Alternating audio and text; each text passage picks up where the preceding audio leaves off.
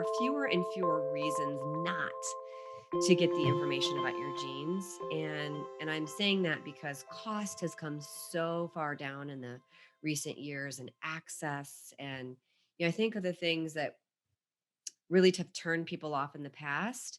They're now surmountable. Like, they're obstacles to a certain degree, but they're completely surmountable. And Mhm. then what you said was really interesting, which is that this is all about things that you can control or you can overcome through epigenetics. So it's not this thing where somebody feels condemned Mhm. by their genes. And that's one of the things I love about the Aperion array, is that it doesn't give you information that there are certain genes where it might be scary. For example, breast cancer, genes, to know that kind of information. But it's a company philosophy, or at least around this whole way that the genetics are done at Apeiron, to really only focus on those things that people can control. Yeah, yeah, absolutely. Mm. Awesome. Okay, so you've pulled up the neurotransmitter report, and I would love to have you give listeners, and we can make this into a short video snippet, viewers, an overview of what you're looking at in the neurotransmitter panel. Okay, great. Yeah, because there are a couple of neurotransmitter panels, I guess, on the market, and that have been on the market a few years, and they're just really limited. Though they might look at one or two neurotransmitters, and so when I really got to learn about neurotransmitters, it's just, I mean, it's after a while, it's like looking at an orchestra. You're looking at so many different, like if these were instruments, doing their thing, and they're all very important. And and the definition of neurotransmitters actually is getting more and more broad. I mean, we're kind of discovering in our brains all these neurotransmitters. And so it's really exciting, because the more we know, knowledge is power. And the more we know, the more we're able to help ourselves. So I tried to include, as many as I could at this point, and I have all the major ones for sure. And of course, starting with serotonin, a very well known neurotransmitter, and then dopamine as well. These first few, the serotonin, dopamine, epinephrine, norepinephrine, and histamine, are all called monoamines, and they're just kind of classified by their shape. But they are probably the most popular ones that most people know about. Um, and then histamine is interesting because we don't tend to always think of histamine as a neurotransmitter, but in our brain, it does. And a lot of these neurotransmitters do have multiple roles in our body. But I have focused on the role that they have in our brain. Um, then there are some genes, just to kind of, I think it helps to illustrate the point that all these neurotransmitters work together, but there are some genes that affect multiple neurotransmitters, multiple, in this case, monoamines. So it's impossible to really completely separate them. So I just kind of included it in its own page. Glutamate and GABA, very interesting. They transfer back and forth into each other, and they have a lot to do with helping to regulate our circadian rhythm. So during the day, when we wake up, the glutamate is one thing that helps us wake up in the mornings. It's an excitatory neurotransmitter, and then during the day, as we burn through it, it turns into GABA, and then as it gathers in our bodies and in our brains, then we start to get tired, and then we go to sleep. And then while we sleep, the GABA turns back into glutamate. So it's this great symbiotic relationship they have. But sometimes people can get too much glutamate or too much GABA and have difficulty sleeping, um, or other issues. Um, Glycine is also an amino acid that is kind of in the same category, bless you, as glutamate and GABA. I muted myself.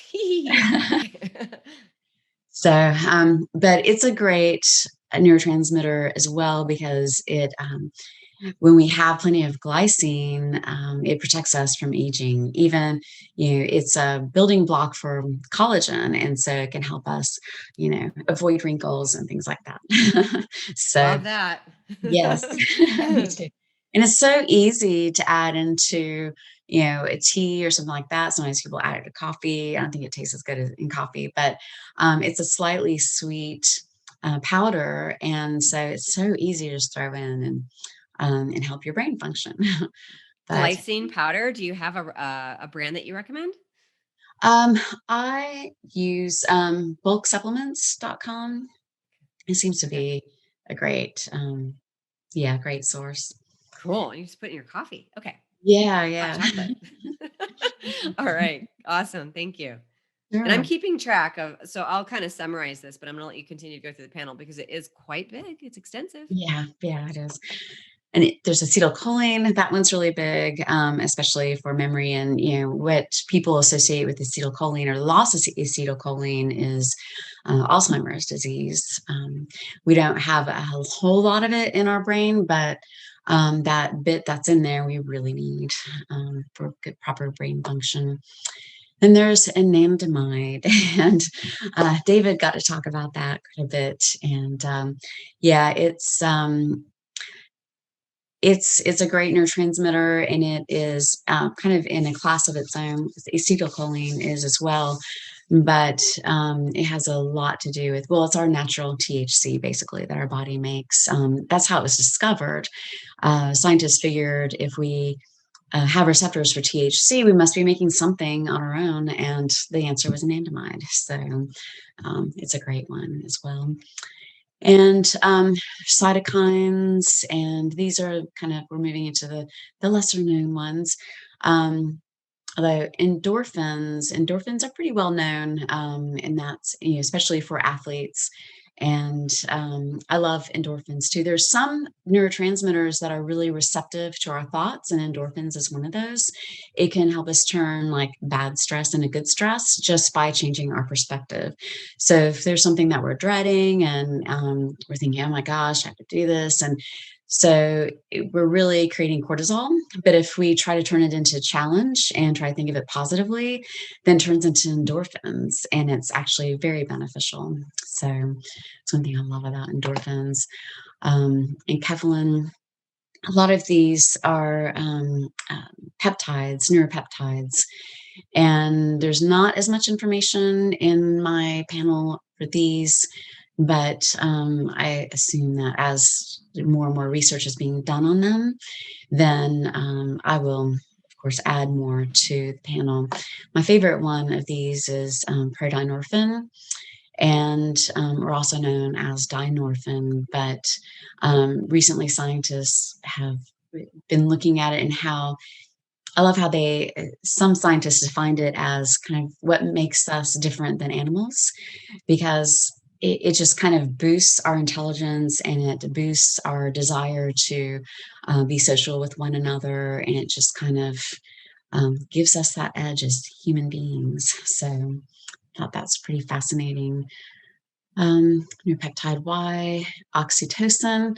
This is a hormone and neurotransmitter, and people may be um, pretty familiar with this. There are natural ways to boost it, but because right now scientists haven't really found a really good way to boost it, like through supplementation. I know they've talked about nasal spray and things like that, but yeah, that I provide lots of natural ways to boost it. Um, Adenosine, that helps us kind of relax. It's an inhibitory neurotransmitter. Nitric oxide, really fascinating. It's a gasotransmitter. There's only a couple that they know of right now, and this is the only one that has any genetics behind it. But again, athletes would be probably pretty familiar with nitric oxide. And then there's the multiple neurotransmitter impact. And there's some really big ones, some heavy hitters in that page, like the MTHFR and ApoE. So, because they do have an effect on our neurotransmitters and how they function. So that's it in a Wow. nutshell. Yeah. Wow. I mean, and I was I was going through and counting, believe it or not. I was counting all the ones that you individually named, and so this doesn't even Oh, include the MTHFR and the APP status. But